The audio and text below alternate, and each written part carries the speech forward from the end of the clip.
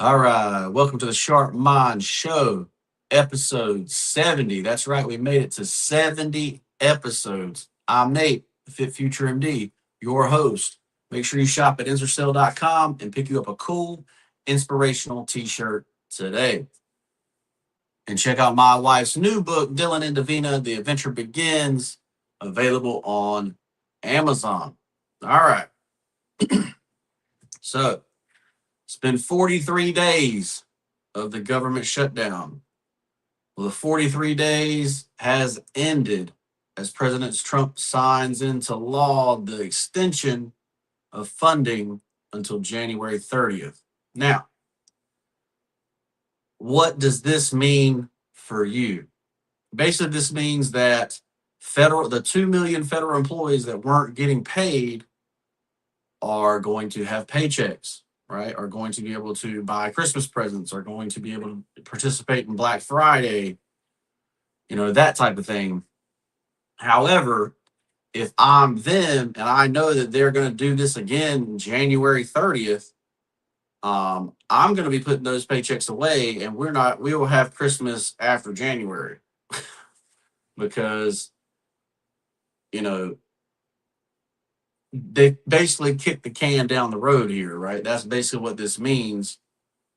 They didn't solve any of the problems, but they did make it where President Trump can't furlough people the next time it shuts down, right? So these people have to keep their jobs the next time it shuts down, which is interesting. So basically, he showed his hand in this 43-day shutdown, and they basically took his hand and tied his hands behind his back for the next time because they know they're going to shut it down again, right?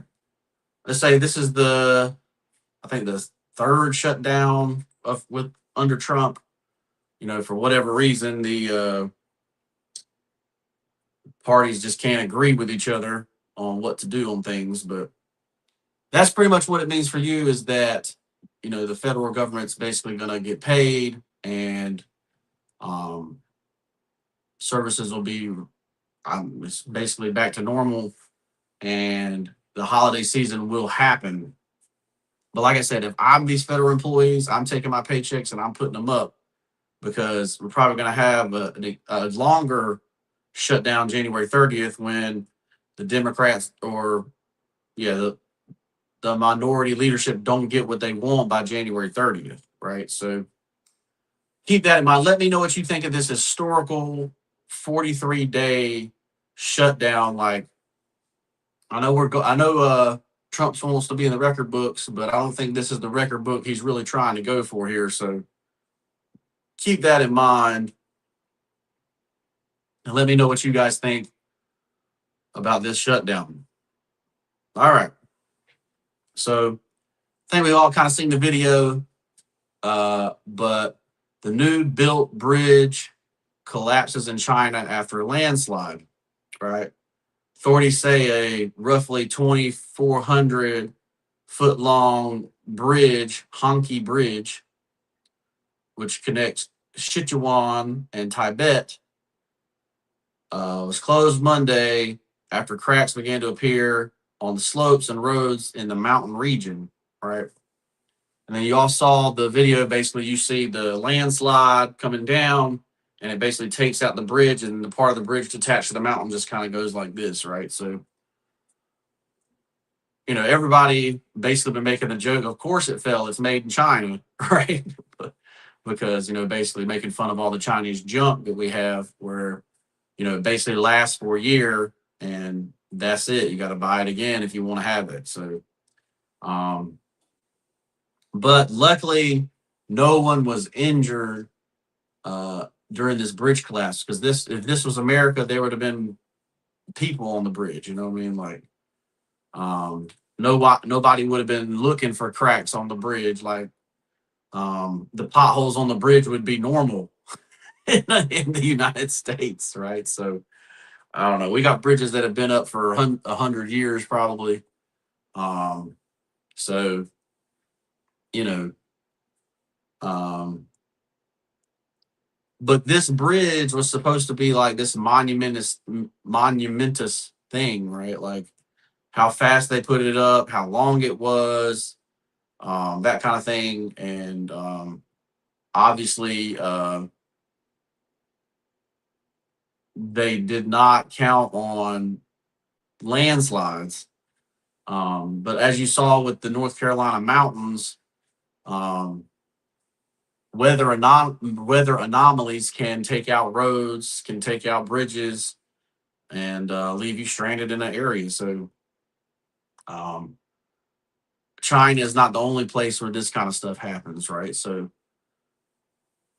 but luckily nobody was hurt. Let me know what you guys think about this bridge. Like, is this, whose fault is this? Is this because they were trying to do it so fast? Is it because um, engineering was incorrect? Or is this just basically a weather anomaly that took out the bridge? Let me know what you guys think in the comments below. This episode is brought to you by Dylan and Davina, The Adventure Begins, which is my best-selling author wife's book, Meredith Dillon Johnson, right? If you have nieces, nephews, or children of your own, be sure to check out Dylan and Davina, The Adventure Begins, right? Let's say, as always, books have great morals, and hopefully you'll pick it up. And we appreciate your support. All right. So I feel like this is a broken record all the time. I see it. You'll see the sheriff post it, or you'll see a lawsuit where somebody's running a Ponzi scheme, or something like that. And I'm just sitting here like, well, some of y'all out here getting scammed out of 200 grand, like, give the money to me. Like, I'll get us a return. Like, seriously. I mean, just saw a video the other day where the guy gave like $300,000 to Ty Lopez and was basically put into the Ponzi scheme by Ty Lopez, or that's what he's suing for, saying it's a Ponzi scheme, right? And so that begs the question, right?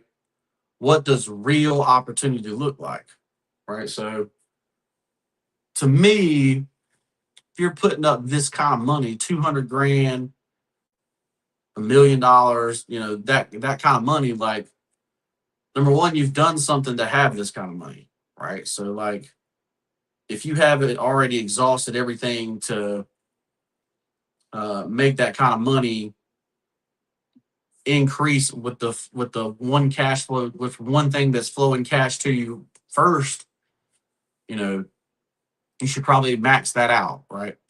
But then if you are looking to expand your portfolio, what do you expand your portfolio in, right?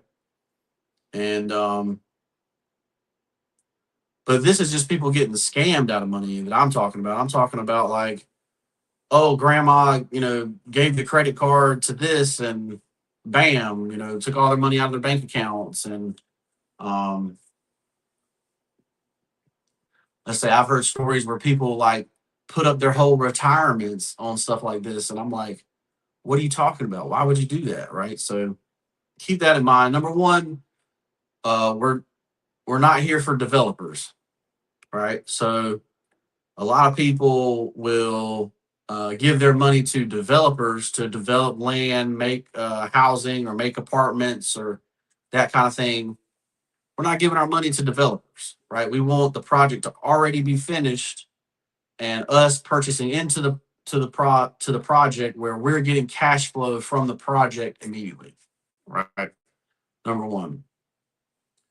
Number two, if you don't understand something, you don't participate in it, right? So if someone's coming up to you and say, hey, we're going to open up a Bitcoin fund, and you don't understand what a Bitcoin is, you do not invest in that kind of thing, right?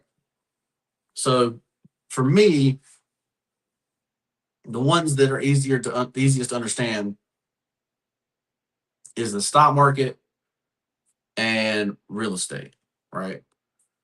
Those are the two that are easiest to understand. So, if I'm sitting on 200 grand and I have friends sitting on 200 grand, we're going to go buy housing cash money, right? So we're going to basically come together, bring our money together, and we're going to buy houses cash, right? So we're going to go and buy, and I prefer what's called fixer upper houses, right? So um, my standard for housing is from 1980 to about 2015, right?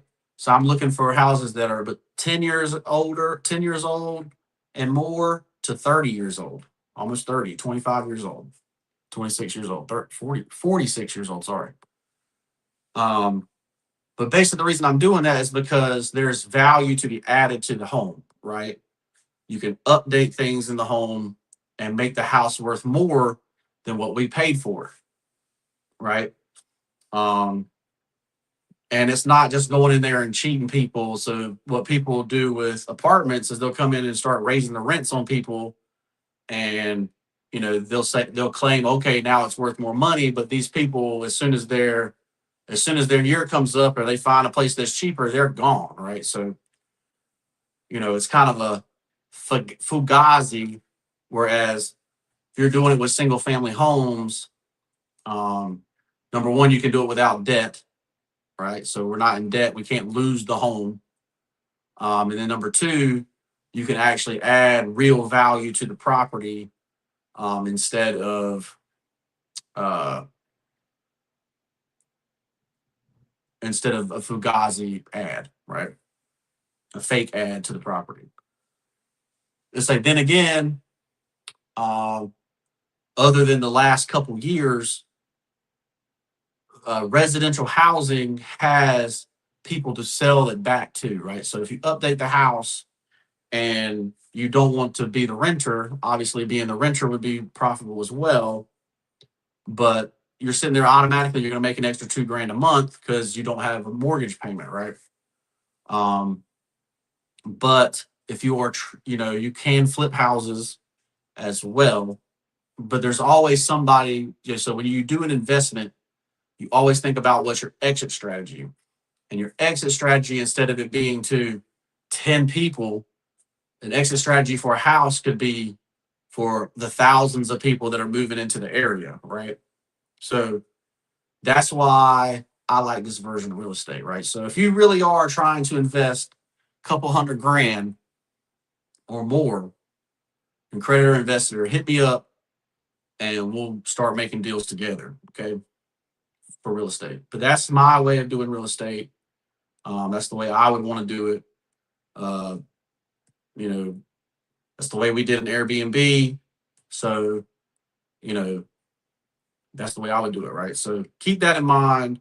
That's what real opportunities look like. Okay. And you can make investments and de-risk the investment as much as possible. Like I said, there's always some risk in investing, but the likelihood of losing the whole 200,000 or being scammed is little to none, right? Because you have the real property, the property's paid off, and all you have to do is pay the property taxes and insurance, and you're good to go, right? So, and you're basically cash flowing like crazy, and then all of a sudden you can do it again and again and again and again, right? So keep that in mind. Let me know what you think about all these scams out here. Like, would you, or some of these you would actually fall for? Let me know in the comments below. All right. And the last thing of the day, and I really did like this one when I saw this one yesterday, looking up quotes. Says your net worth is not what you make, it's what you keep, grow, and protect. So yesterday I posted in my Instagram story, saying it says keep, grow, protect. And I think that might be um, my next inspirational shirt. Obviously it's hoodie season, so I might put it on a hoodie, um, but basically, you know, when it comes down to it, your habits are what make you your net worth, right? Paying yourself first, right? So you got to keep the money you make, right? You pay yourself first. So I pay myself first by putting the money into a brokerage account, right? And in that brokerage account, I invest it in the stock market, right? And that's how the money grows. And so you protect it by always being diversified, right? Never having all your eggs in one basket, right? So keep, grow, and protect. But you got to build, millionaires have multiple streams of income, but they have one main thing that they're good at, and then all these other streams come off of this one thing, right? So they invested here, they invested there, they invested there. So that's basically what we're going to be doing, right? So with that, make sure you shop at itsforsale.com, pick up a cool inspirational t-shirt. But I like this saying, keep, grow, protect. So let me know what you guys think about it. If you want to own your own finances here, like I said, the last two things I was talking about, finances, right? Don't get scammed. Let's come together and make deals, right? And let's keep, grow, and protect our money, right? Grow our net worth and actually live the good life, right? So hit me up for life coaching if you're interested in that. I'm Nate. I'm the Fit Future MD. Make sure you shop at itsforsale.com. Pick you up a cool inspirational t-shirt. Check out my wife's new book, Dylan and Davina, The Adventure Begins. And we'll see you. Like the video, subscribe to the channel, share the video if somebody needs it, and we'll see you in the next one. Peace.